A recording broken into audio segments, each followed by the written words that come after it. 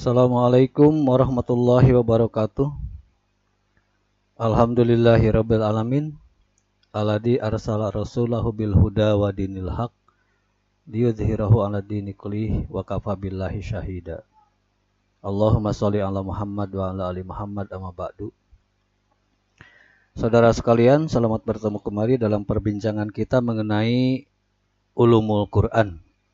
Dan pada kesempatan kali ini akan dicoba dibahas mengenai bukti-bukti keotentikan Al-Quran.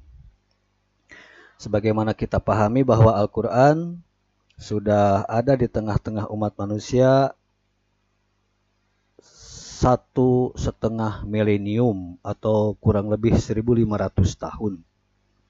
Al-Quran sudah mewarnai berbagai aktivitas manusia, berbagai peradaban yang dikembangkan oleh manusia dari zaman ke zaman. Bahkan tidak hanya berpengaruh pada kehidupan umat Islam, tapi juga seluruh umat manusia. Salah satu contoh misalnya yang dikembangkan dalam sistem perekonomian yang berkembang saat ini sejak tahun 70-an, kita mengenal sistem ekonomi syariah, di mana berbagai sektor ekonomi dari mulai lembaga keuangan, produk-produk, bahkan kemudian barangkali yang lebih terkini yaitu tentang pariwisata halal, itu merupakan bukti-bukti peradaban yang tidak lepas dari adanya pengaruh nilai-nilai yang dikandung di dalam Al-Quran. Yang menjadi pertanyaan adalah, dengan usianya yang 1.500 tahunan, tidak adakah yang berubah dalam Al-Quran yang kita baca hari ini? Dalam artian, apakah Al-Quran yang kita baca hari ini sesuai dengan apa yang dibaca atau sesuai dengan apa yang diterima oleh Rasulullah 1.500 tahun yang lalu? Maka apa yang dibahas dalam kesempatan kali ini mencoba untuk menjelaskan dari sisi sejarah atau dari sisi logika kebenaran tentang bukti-bukti yang diungkapkan baik melalui Al-Quran sendiri maupun bukti-bukti yang dapat dinalar oleh manusia berdasarkan data-data sejarah itu. Ada beberapa hal yang akan disajikan dalam kesempatan penjelasan kali ini. Pertama, mengenai kebenaran kerasulan Muhammad. Jadi sebelum kita berbicara mengenai kebenaran Al-Quran, maka tidak akan terpisahkan dari bagaimana kita membuktikan kebenaran kerasulan Muhammad seperti itu. Lalu kemudian hal yang pokoknya yaitu tentang kebenaran Al-Quran, dan kita akan mengkajinya dari sisi pengumpulan Al-Quran, baik masa penghafalan maupun masa penulisan, dan dilanjutkan dengan pemeliharaan Al-Quran pasca pembukuan. Maksudnya setelah Al-Quran dibukukan menjadi mushaf Utsmani, bagaimana kemudian umat memeliharanya hingga saat ini. Baiklah, untuk pendahuluan, adakah yang menjamin bahwa Al-Quran yang kita baca hari ini merupakan wahyu yang diterima oleh Rasulullah?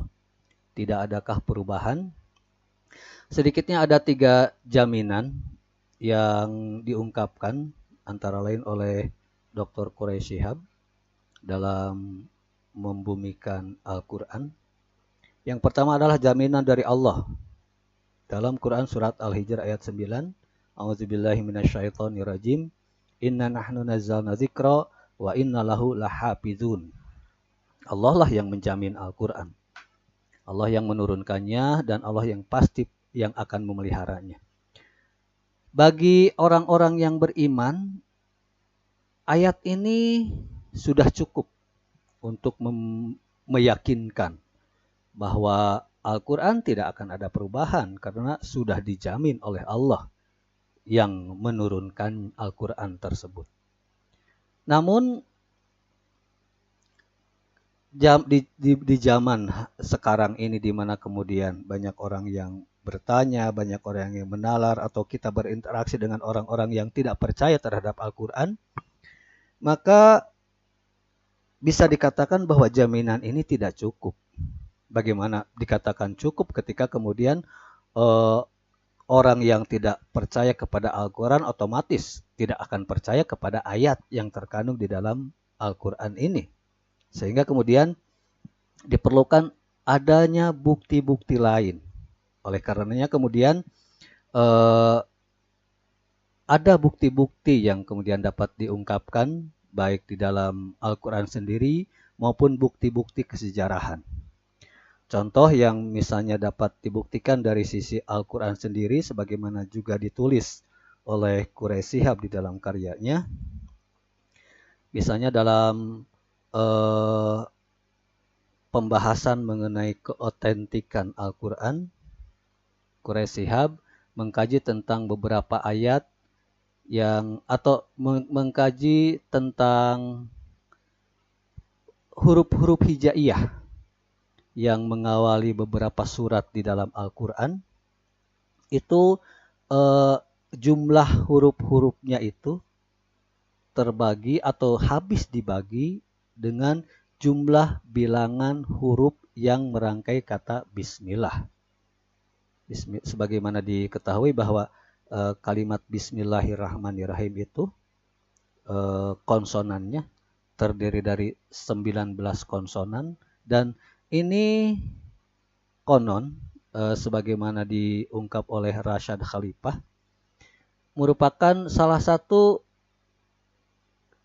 disebutnya itu sebagai mukjizat matematik miracle yang kemudian membuktikan tentang kebenaran Al-Quran, bahwa angka 19 itu merupakan angka pembagi bagi setiap huruf-huruf yang mengawali surat-surat tertentu, yaitu surat-surat yang diawali dengan potongan-potongan huruf hijaiyah.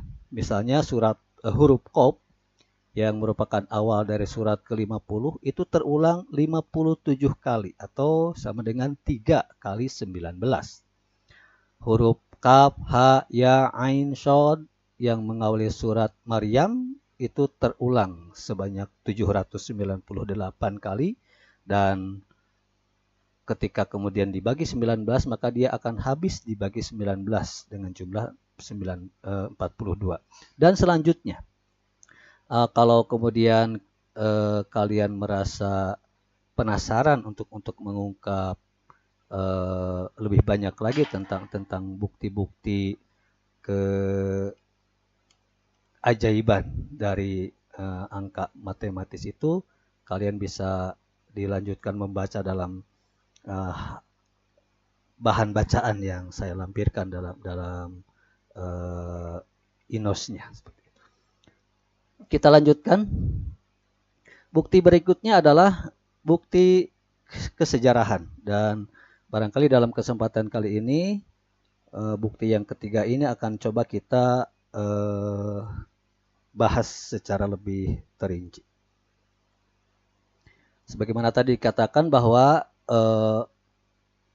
pembuktian tentang keontentikan Al-Quran itu tidak bisa lepas dari pembuktian tentang kebenaran kerasulan Muhammad sendiri. Dan ini terkait dengan adanya ayat yang barangkali merupakan jawaban atas keraguan orang-orang di sekitar Rasulullah pada saat beliau menerima wahyu. Kenapa? Karena beliau mengungkapkan sesuatu yang tidak dikenal di tengah-tengah masyarakatnya, tapi itu sudah dikenal oleh umat-umat agama lain, terutama umat agama Yahudi dan Nasrani. Beliau mengungkapkan tentang segala sesuatu mengenai kepercayaan kepada Tuhan. Beliau mengungkapkan tentang sejarah nabi-nabi terdahulu yang ternyata hal-hal tersebut merupakan bagian dari apa yang merupakan pengetahuan bagi umat-umat Nasrani maupun Yahudi.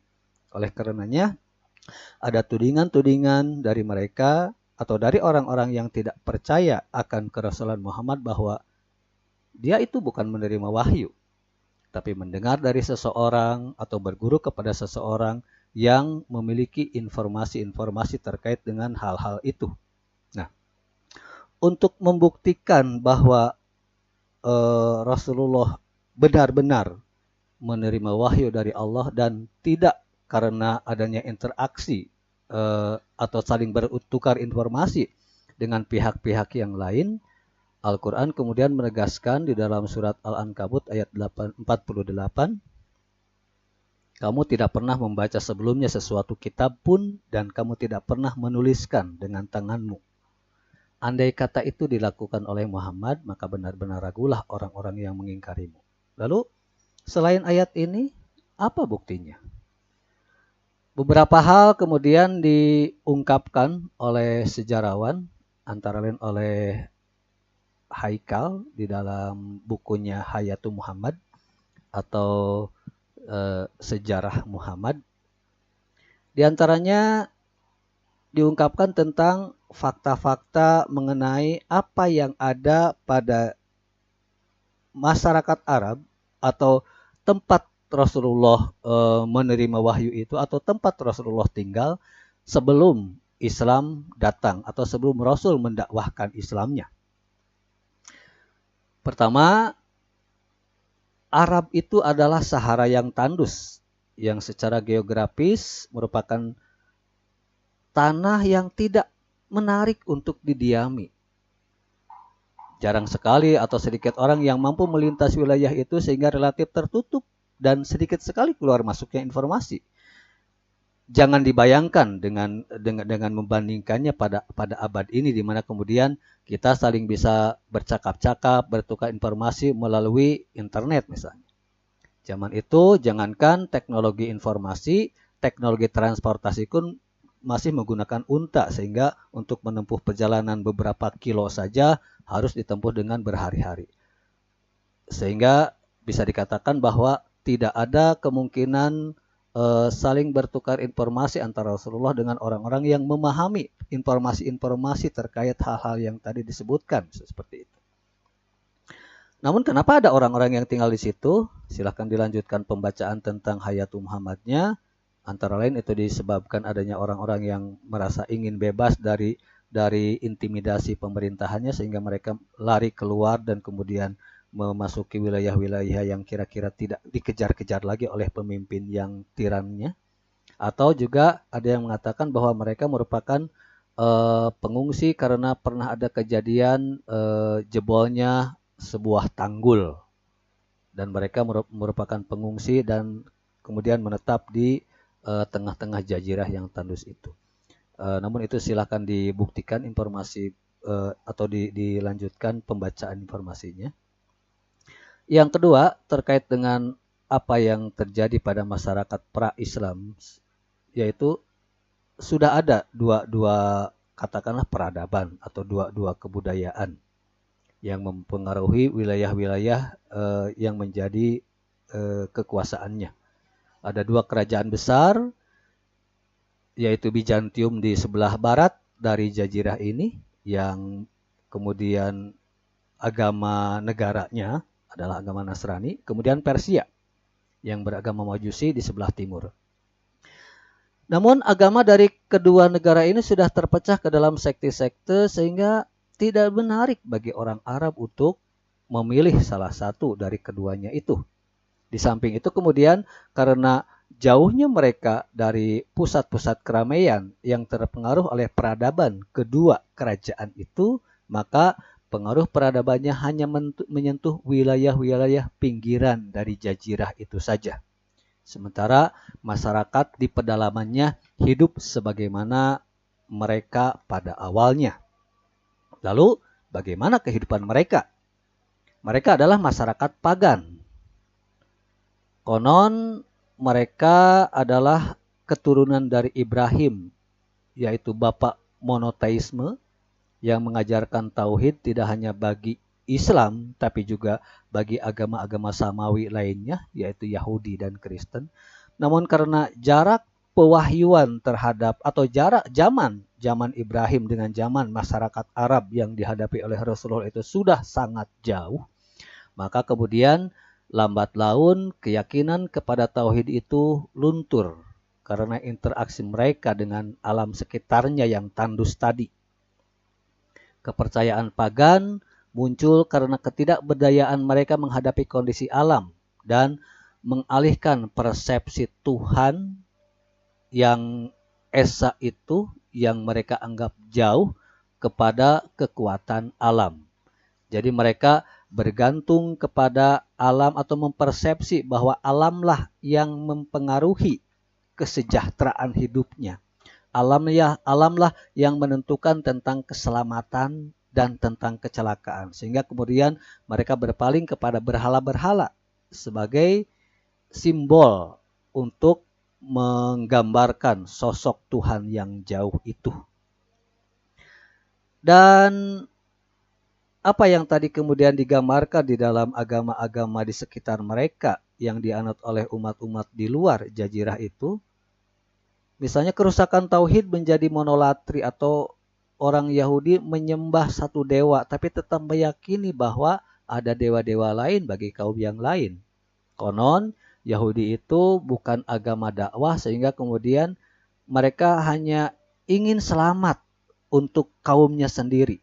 Oleh karenanya kemudian Tuhan yang dalam tanda kutip dewa yang disembahnya itu adalah dewa kaumnya sendiri. Sementara bagi kaum yang lain ada dewa yang tersendiri. Seperti itu. Demikian pula Kristen itu kemudian terkotori tauhid yang diajarkan oleh Isa putra Maryamnya menjadi inkarnasi dan trinitarianisme. Dan ini menjadi keyakinan-keyakinan yang membuat mereka berada dalam kondisi yang politeis, menyembah banyak Tuhan. Nah, kerusakan kedua agama besar itu juga yang menyebabkan orang-orang Arab pedalaman tidak tertarik untuk kemudian memilih salah satunya dan mereka tetap bertahan dalam keyakinan pagan. Ini bukti yang lain bahwa tidak ada pengaruh dari kedua agama besar itu yang sama-sama memiliki informasi terkait dengan keyakinan kepada Tuhan dan kisah-kisah umat-umat terdahulu. Namun itu ternyata tidak mempengaruhi keberadaan orang Arab pedalaman yang diantaranya ada sosok yang kita kenal sebagai Muhammad Rasulullah itu di dalamnya. Dan bukti yang lain adalah dengan kondisi yang tandus tadi, di mana kemudian tidak banyak orang yang berani untuk melintas, kalau tidak nekat, barangkali seperti itu. Di sisi lain kemudian ada kebutuhan untuk saling tukar-menukar barang antara timur dan barat. Dan menurut Haikal saat itu sangat tidak memungkinkan untuk kemudian katakanlah berkeliling melintasi lautan. Oleh karenanya, maka mau tidak mau perlintasan barang antara timur dan barat itu harus dilakukan melalui jazirah ini. Dan dalam kesempatan inilah kemudian orang-orang Arab pedalaman tadi yang sudah mengenal seluk-beluk lautan pasir itu, mereka kemudian menjadi pengantar lalu lintas barang. Mereka menjadi raja-raja Sahara yang kemudian mengantarkan barang dari timur ke barat. Dan ini diabadikan di dalam surat Al-Quraisy, di mana pada mereka berpergi ke timur, pergi ke barat pada saat musim dingin dan musim panas. Itu silakan dikaji tentang surat Al-Quraisy-nya. Di samping itu kemudian seperti tadi dikatakan bahwa mereka merupakan keturunan Ibrahim. Buktinya adalah ada bangunan kuno yang tetap dijadikan sebagai bangunan suci oleh mereka. Sekalipun mereka sudah menyembah berhala, namun mereka tetap ingat kepada agama nenek moyangnya. Maka kemudian ada hari-hari suci. Hari-hari suci di mana kemudian mereka berkumpul di sebuah bangunan yang dikenal dengan Ka'bah yang terletak di Mekah. Mekah dengan Ka'bahnya adalah tempat yang disucikan dan sebagai pusat keagamaan, di mana kemudian tempat itu pun menjadi tempat persinggahan serta tempat tukar menukar barang dagangan di antara para kafilah. Nah, rahasia atau kondisi inilah yang kemudian menjadi sarana efektif ketika Muhammad Rasulullah menerima wahyu di tengah-tengah pedalaman gurun ini, maka dengan kepiawaian orang-orang Arab tadi yang menjadi raja-raja Sahara, maka informasi tentang wahyu itu kemudian dapat menyebar ke berbagai wilayah dibawa oleh para kafilah dagang itu. Itu yang menjadi sisi pembuktian bahwa Muhammad tidak menerima informasi dari luar atau dari umat-umat lain karena ketertutupan akses tadi. Namun bagaimana kemudian beliau dapat tahu tentang umat-umat terdahulu, tahu tentang nilai-nilai ajaran yang juga dipahami oleh orang-orang Yahudi dan Nasrani, kalau tidak berasal dari manusia yang lain, sudah dipastikan bahwa beliau menerimanya langsung dari Sang Pencipta alam, langsung dari sosok, dari zat yang mengutusnya sebagai nabi, yaitu Allah Subhanahu wa taala. Jadi ini yang meyakinkan bahwa apa yang disampaikan oleh Rasulullah itu benar-benar merupakan wahyu dari Allah. Dan wahyu itu pun kemudian dapat menyebar dengan cepat dan tanpa kontaminasi dari pengaruh-pengaruh lain, karena kemudian orang-orang Arab yang menjadi raja-raja Sahara itu sendiri yang menyebarkannya ke berbagai tempat.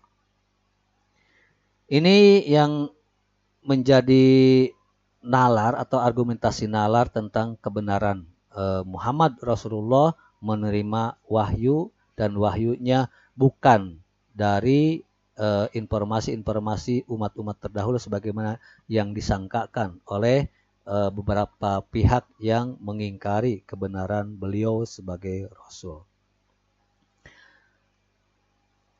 Satu hal lagi yang membuktikan atau yang katakanlah menjadi argumentasi kenapa sih Allah mengutus para rasul itu dari kawasan itu atau kawasan yang menggunakan bahasa Semit. Kenapa tidak di Garut misalnya diturunkan Rasulullah, kenapa tidak di Bandung, kenapa tidak di Cipadung? Ada beberapa keistimewaan yang dimiliki oleh bahasa Semit, dan di dalamnya adalah bahasa Arab yang tidak dimiliki oleh bahasa-bahasa yang lain. Antara lain pertama triliteraris, yaitu bahwa kata-kata dalam bahasa Arab itu secara umum terdiri dari 3 konsonan. Dari 3 konsonan itu kemudian berubah sesuai dengan susunan kalimatnya. Kata itu bisa menjadi kata kerja, bisa menjadi kata benda, bisa menjadi objek, bisa menjadi subjek, tergantung dari adanya imbuhan-imbuhan. Sehingga kemudian dengan adanya triliteraris ini memudahkan para ulama yang mencoba untuk memahami makna dari ayat-ayat Al-Quran dengan mencari akar konsonan yang membentuk kata itu. Masjid misalnya. Apa sih arti masjid? Maka kemudian ketika orang yang sudah mempelajari ilmu nahwu mungkin akan langsung menemukan tentang 3 konsonan yang membentuk kata masjid itu konsonan dasar, yaitu sa, ja, da. Berarti masjid itu seakar kata dengan sujud. Kemudian ada huruf mim di depannya, oh tempat sujud. Madrasah itu dicari juga misalnya akar konsonannya darosa, belajar. Ada ma di depan, kemudian ada ta yang menunjukkan tentang apa jenis perempuan mungkin di belakang seperti itu. Tapi yang menjadi konsentrasi adalah penambahan ma-nya itu menunjukkan tentang tempat, oh berarti tempat belajar dan lain sebagainya seperti itu. Itu yang antara lain memudahkan para pemaham Al-Quran untuk mencari apa maksud yang diungkap di dalam ayat-ayat Al-Quran yang dibentuk kata-katanya dari akar 3 konsonan itu. Kemudian Al-Quran itu dari sisi fonetik dan dari sisi tata bahasa, bahasa Arab itu konon memiliki sebagian besar dari abjad yang dimiliki oleh bahasa Semit. Apa ini artinya? Artinya bahwa akan banyak kata-kata yang terungkap dari abjad-abjad yang banyak itu. Dan kata-kata itu merupakan ketelitian dan ketepatan makna. Sehingga kemudian kosakata yang banyak itu memiliki bahasa Arab dengan kosakatanya yang banyak, sehingga memiliki banyak kata untuk satu objek. Dan ini menunjukkan tentang ketepatan makna. Saya tidak bisa memberikan contohnya yang berbahasa Arabnya, tapi gambarannya misalnya kata onta saja. Kalau orang Indonesia mungkin menyebut unta ya unta saja, baik untanya unta seperti apa, usianya dan lain sebagainya. Tapi di dalam kosakata bahasa Arab, unta itu ternyata memiliki sebutan-sebutan yang berbeda-beda tergantung dari kondisi si unta itu sendiri. Unta sedang hamil misalnya namanya apa, unta yang sedang menyusui namanya apa, unta batita, unta balita, unta remaja, unta dewasa, itu ada nama-nama tersendiri. Dan ini kemudian memudahkan seseorang yang ingin memahami Al-Quran terkait dengan apa yang dimaksud ini. Sekalipun misalnya katakanlah secara umum objek yang diungkapkannya sama katakanlah, tapi dengan ciri-ciri khusus yang terdapat dalam kosakata Arab itu akan menunjukkan tentang kekhususannya dari kondisi si objek itu sendiri. Seperti contoh unta tadi. Berikutnya adalah sekalipun banyak kata, tapi bahasa Arab itu dari sisi sinteks, kemudian gaya bahasa dan sastra memiliki artikulasi dan kejelasan persepsi. Tidak kata-kata yang panjang untuk menunjukkan sesuatu. Sehingga kemudian memiliki kepadatan makna yang luas dan dalam. Yang hanya disebutkan dalam beberapa kalimat sempurna untuk mengungkapkan sebuah objek. Dan ini menjadi salah satu ciri dari keunggulan sastra. Jadi sastra itu tidak banyak kata, tidak detail, tapi kemudian sebuah ungkapan yang kemudian dapat mengandung beragam persepsi, mengandung beragam makna. Itu keindahannya dan itu keunggulan yang dimiliki oleh bahasa Arab. Dan itu juga dibuktikan dengan diabadikannya karya-karya prosa orang-orang Semit yang mereka tuliskan ke dalam tanah liat, lalu kemudian mungkin tanah itu menjadi mengering, menuliskan dan mengabadikannya, kemudian itu dapat secara turun-temurun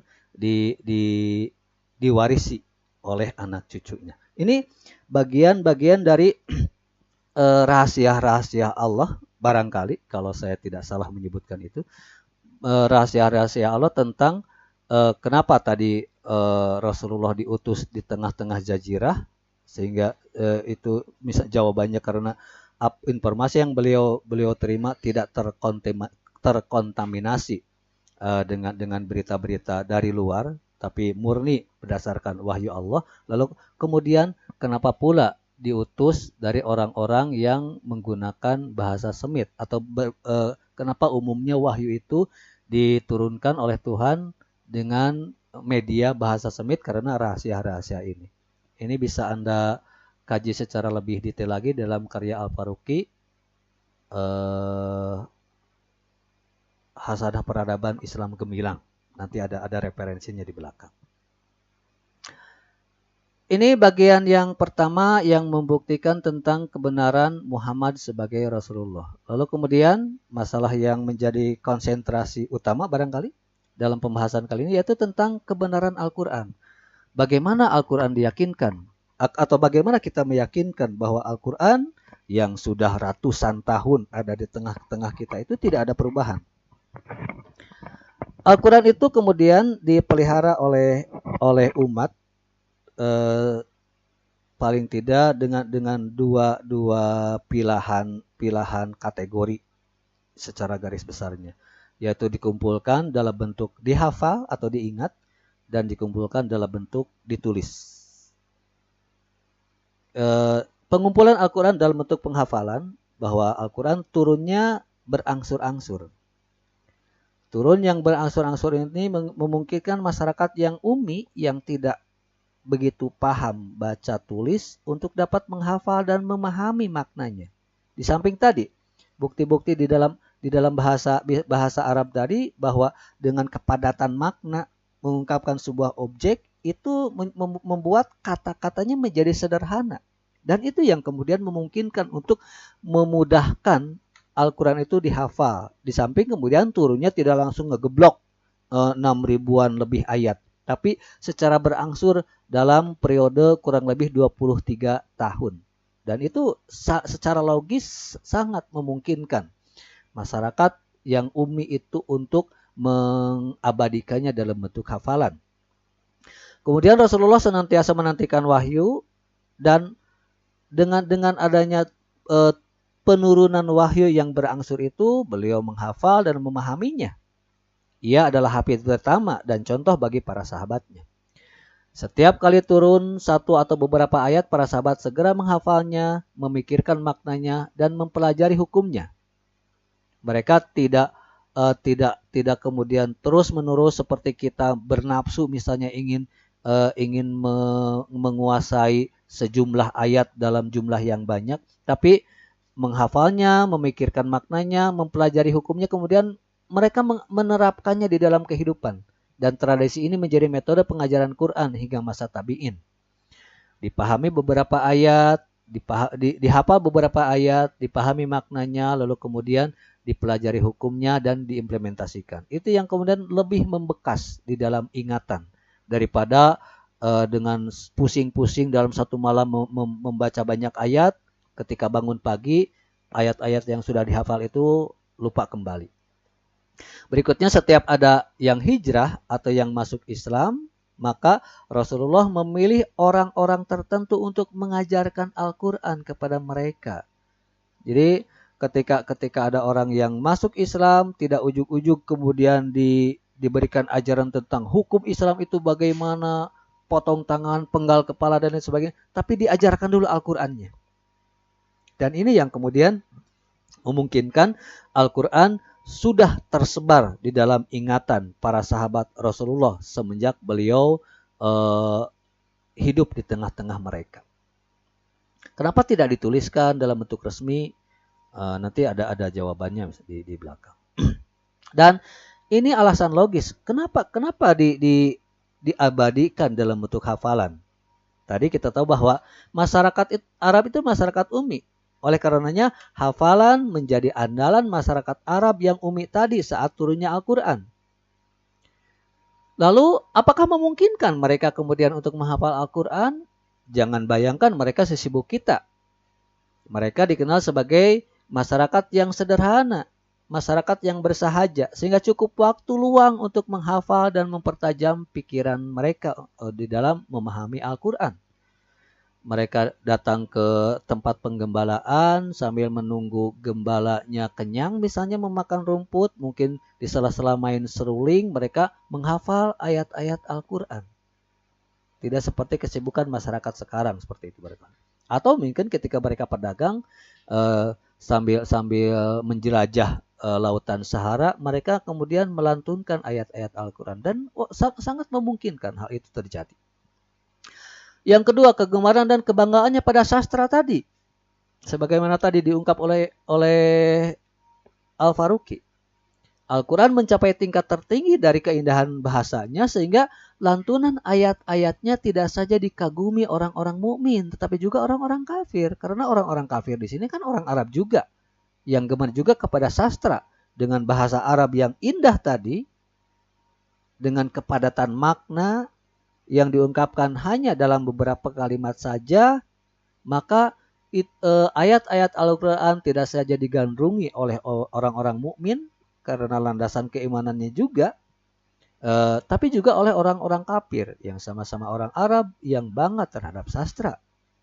Yang ketiga, Al-Quran ini kan anjuran keyakinan di dalam agama mereka, sehingga kemudian menghafal itu menjadi anjuran agama. Terdapat anjuran dalam Al-Quran dan Rasulullah untuk memperbanyak membaca dan mempelajari Al-Quran. Jadi ada dorongan, pertama dorongan dari kebudayaan mereka sendiri atau dari tradisi mereka sendiri yang kemudian gemar terhadap sastra. Di sisi lain, kepercayaan kepada apa yang diajarkan Muhammad ini kemudian membuat mereka melakukan hal tersebut karena didorong oleh Al-Quran dan Rasul sendiri. Lalu ayat-ayat yang turun itu lebih mengesankan bagi mereka, kontekstual. Ayat Al-Quran berdialog, mengomentari keadaan dan peristiwa yang mereka alami. Itu yang kemudian nanti akan diungkap dalam satu kajian tentang ulumul Quran, yaitu asbabun nuzul. Sebab-sebab turunnya Al-Quran itu merupakan sebab-sebab yang menjadi konteks kehidupan masyarakat Arab saat itu. Menjadi konteks kehidupan para sahabat atau peristiwa-peristiwa yang mereka pahami pada saat mereka hidup. Dan ketika ayat itu turun, maka kemudian apa yang diungkap di dalam ayat tadi, di samping turunnya sedikit demi sedikit, itu lebih mempermudah pencernaan mereka di dalam memahami dan menghafalnya. Seperti halnya misalnya ada peristiwa-peristiwa tertentu yang sangat penting dalam kehidupan kita, itu akan senantiasa menempel di dalam ingatan kita, sekalipun misalnya peristiwa itu terjadi ketika kalian misalnya masa kanak-kanak, sekarang kalian sudah mahasiswa, maka akan ada satu dua peristiwa yang mengesankan di dalam kehidupan itu yang senantiasa diingat.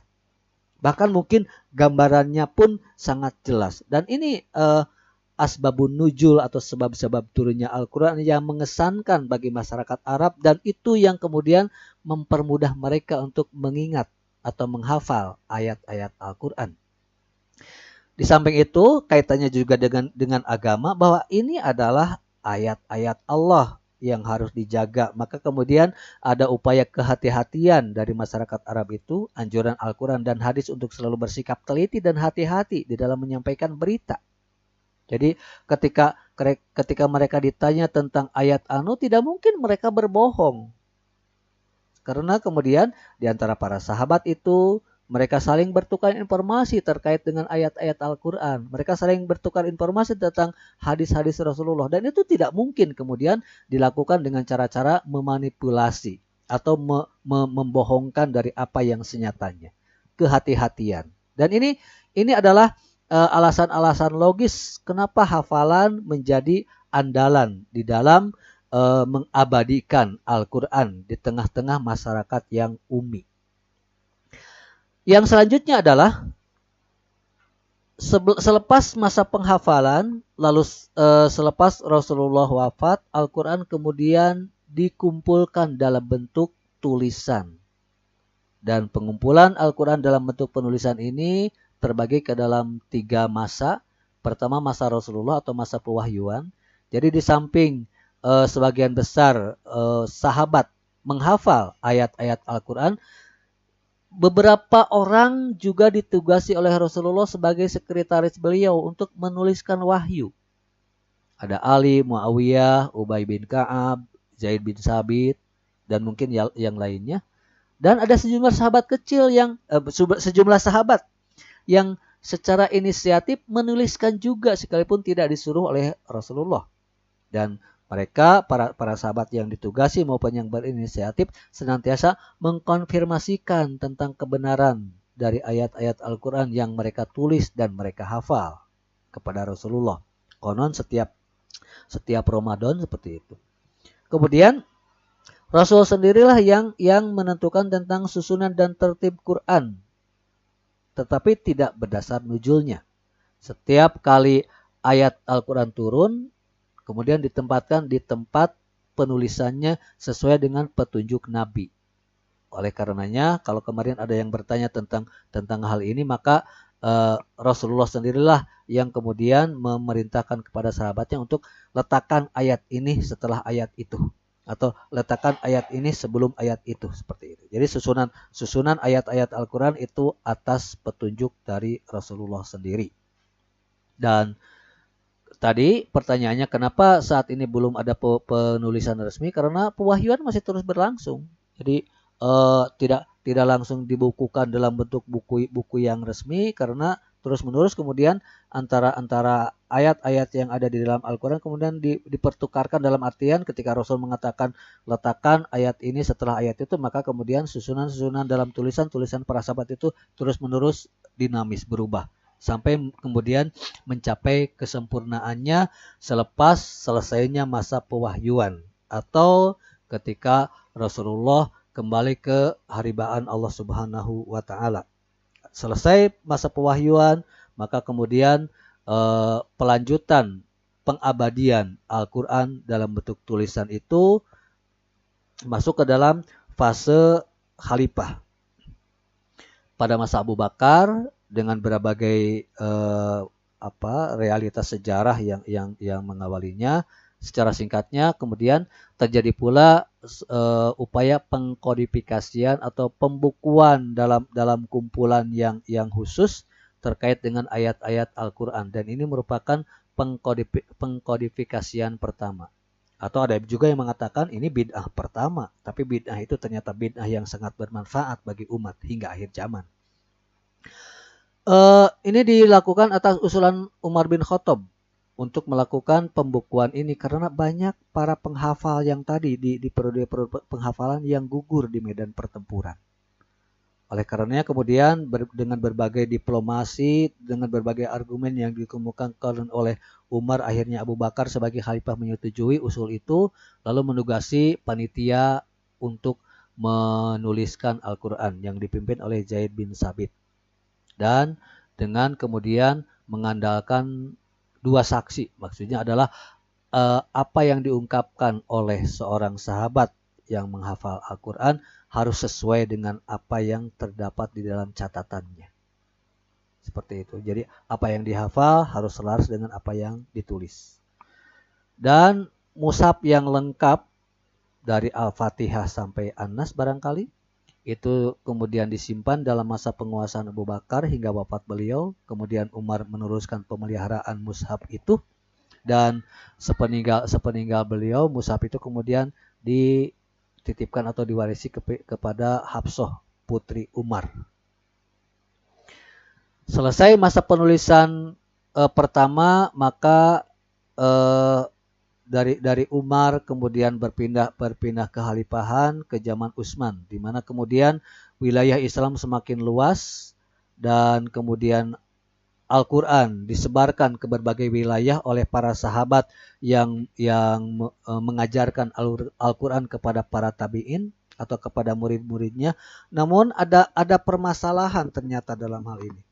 Seiring dengan perluasan wilayah penyebaran Islam, telah menumbuh suburkan umat yang ingin membaca atau mempelajari Al-Quran.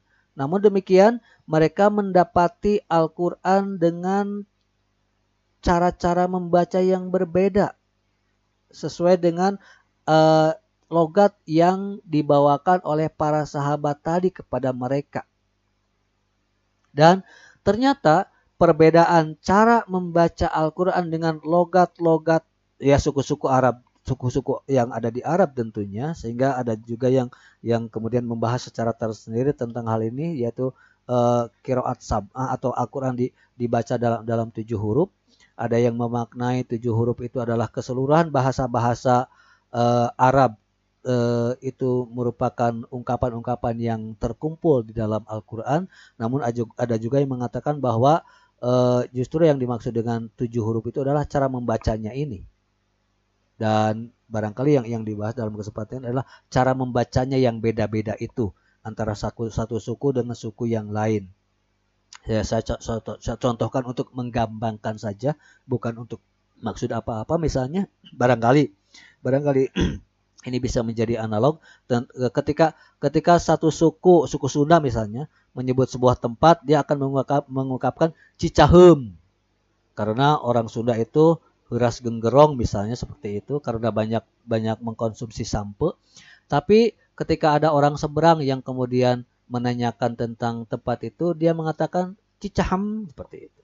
Atau ada juga di belahan lainnya kemudian mengungkapkannya dengan Cicahem dan lain sebagainya. Nah, itu barangkali seperti itu. Nah, di masing-masing tabiin atau masing-masing kelompok yang menerima ajaran Al-Qur'an dengan cara-cara membaca yang berbeda-beda itu kemudian menimbulkan perselisihan. Bacaan sayalah yang paling tepat, bacaan sayalah yang paling benar, atau cara membaca sayalah yang paling benar dan lain sebagainya. Nah, dengan melihat kegaduhan itu di dalam umat, maka kemudian atas inisiatif sejumlah sahabat, Utsman memerintahkan kepada panitia yang dulu pernah ditunjuk di masa Abu Bakar, yaitu Zaid bin Sabit, dibantu oleh Abdullah bin Zubair, Sa'id bin As, dan Abdurrahman bin Haris untuk menyalin mushaf yang tadi dititipkan di Hafsah, putri Umar.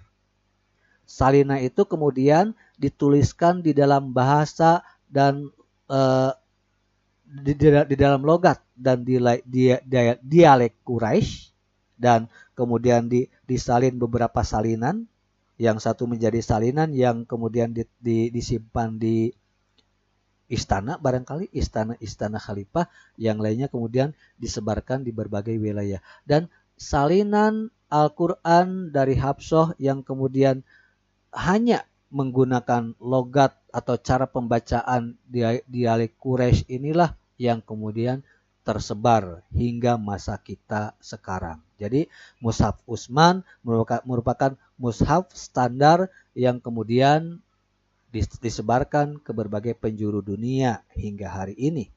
Dan pemilihan dialek Quraisy karena sesuai dengan pertimbangan Rasulullah Muhammad yang menerima wahyu ini dan menyampaikan kepada umatnya adalah dari suku Quraisy.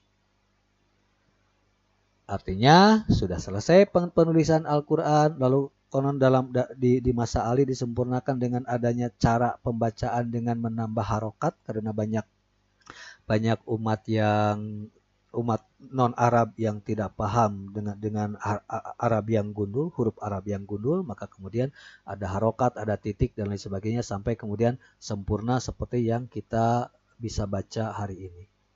Namun bagaimana untuk meyakinkan bahwa Al-Qur'an yang kita terima hari ini sama dengan standar mushaf Utsmani tadi?